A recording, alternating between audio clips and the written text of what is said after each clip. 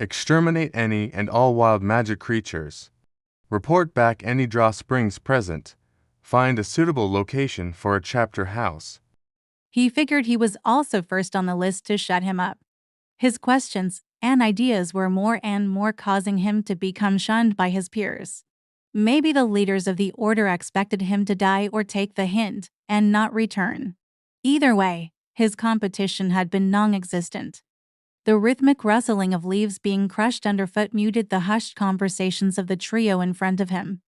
Malik knew nothing of the knights nor what problems had earned them a spot on this expedition. Maswin, Safina, and Zabub, 3 knights that so far only revealed their distrust of magic in general. A distrust of magic in those who used it, namely him. As his thoughts continued to turn, Malik found himself running the fingers of his left hand over the stones in the pouch. The etched runes were peaks and valleys for fingertips to explore. Is magic just a tool to use? Or is it something else? Conflicting thoughts had been troubling him lately.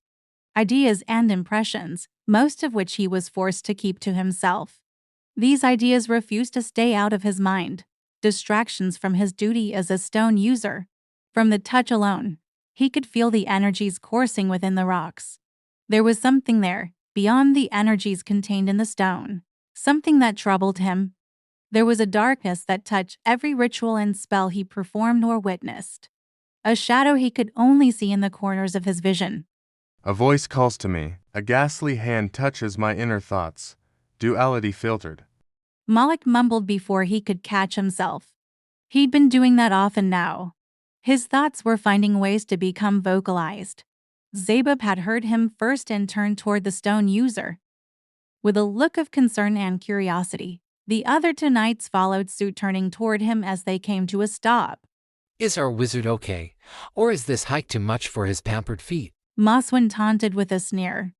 Wizard was another term for a slothful coward. Lacking physical skills, a lie and a cheat. No one wore that title with pride. Malik was no exception. He could feel his face growing hot with anger.